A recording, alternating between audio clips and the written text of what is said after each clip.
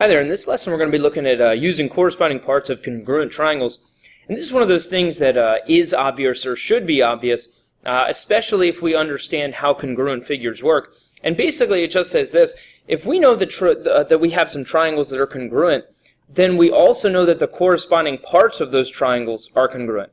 And really that goes back to the definition of congruent figures. Congruent figures are figures where each corresponding part is congruent to the other corresponding parts of each polygon, and it makes the polygons congruent. Well, it's the same thing here, except in reverse. If I know two figures are congruent, I know that their corresponding parts are also congruent. And really we've used this a little bit already, but now we're going to give it kind of an official status, and we're going to use it in some proofs. Okay?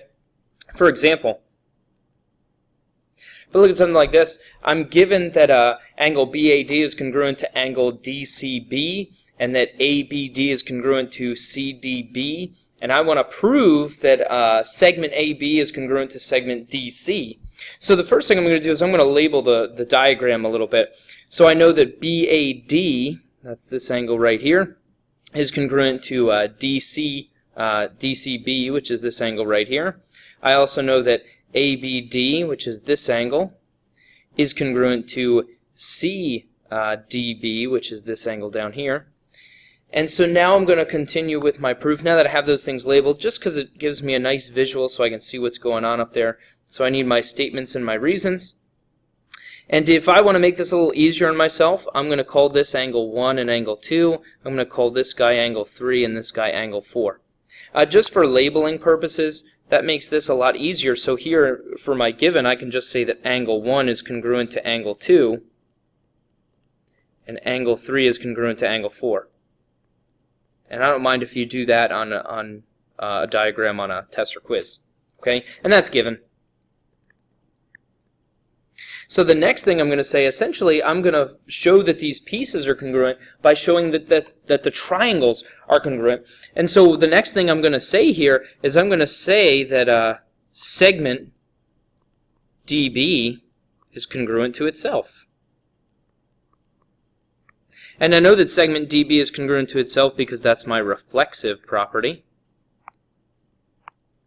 And now that I've shown that that thing is congruent to itself, so now I know that this line is congruent to itself, what I have is I have congruent triangles by angle, angle, side. So the next thing I can say is I can say that triangle ABD is congruent to triangle CDB. And just make sure those pieces align. And that's because of angle, angle, side. And now that I have that the two triangles are the same, if I know that the two triangles are the same, I can say that each of their corresponding parts are the same, just like angle A being congruent to angle C, and angle 3 being congruent to angle 4, DB being congruent to itself. So now what I can say is when I line up these pieces, segment AB is aligned with segment DC in my figures.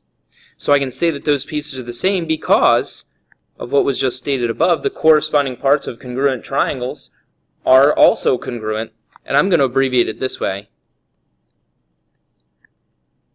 CPCTC. Corresponding parts of congruent triangles are congruent. Okay?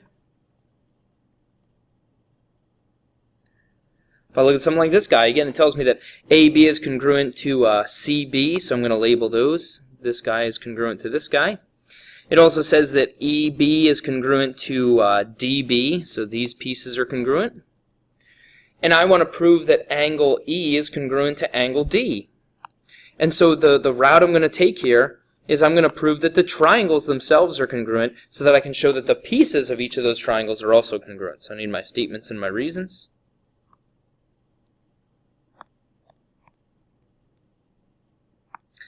And the first statement I should make is the given. Segment AB is congruent to segment CB, and also that EB is congruent to segment DB. And again, that's because it's given. Always start with a given. That's my recommendation. And now from here, The only other thing that I would need in order to prove these triangles are congruent, is that angle that's in between. I'm going to label them as angle 1 and angle 2. Again, just to make things a little bit easier for myself. But now I can say that angle 1 is congruent to angle 2. And I know that because those are vertical angles, and I know that vertical angles are congruent. And so now that I have that those angles are congruent and I have those two sides are congruent, what I have is two sides with the angle in between congruent in each triangle. So now I can say that the triangles are congruent. So I can say that triangle ABE is congruent to triangle CBD. And I know that because of side angle side. Now that I have the two triangles are congruent, I can say that each of their corresponding parts are also congruent. And when I look at what corresponds with E, I see angle D. So now I can safely say that angle E, wow, things are getting a little crazy there, is congruent to angle D. And I know that, once again, because corresponding parts of congruent triangles are congruent. And that's a lot to say, so I'm just going to say CP, CTC. All right, corresponding parts of congruent triangles are congruent. And that's it.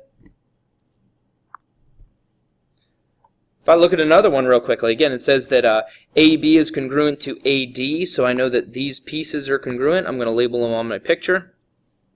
And it also tells me that C is the midpoint of DB. All right, so I'm going to start my proof. So statements and reasons here. I'm going to start with what's given. So those two segments that were congruent. And also the fact that C is the midpoint.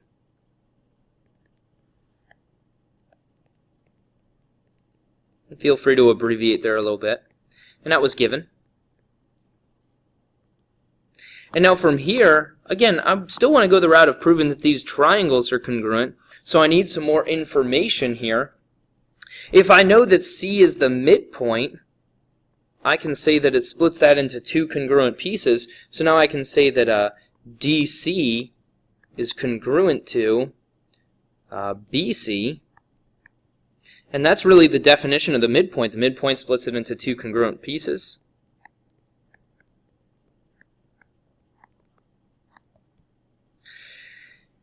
And if it helps, label this picture more as you go. So now I just showed that these two pieces are congruent. I'm really close to having congruent triangles here. The easiest route to go now is just to say that that third side, AC, is congruent to itself. So AC is congruent to AC. And that's because of the reflexive property. And when I label that, you should be able to see what I have here.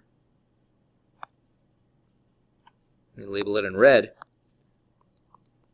So now I have all three sides of one triangle congruent to all three sides of the other triangle. I have congruent triangles because of side, side, side. So now I can say that triangle ABC is congruent to triangle ADC, and that's because of side, side, side. Once I have the two triangles congruent to one another, I can now safely say that their corresponding parts are congruent. So I can say that angle ACB is congruent. Wow, that is a really ugly looking congruent symbol. I've had some ugly ones in the past, but that one, whew. Angle ACD. So those are congruent because corresponding parts of congruent triangles are congruent. Okay?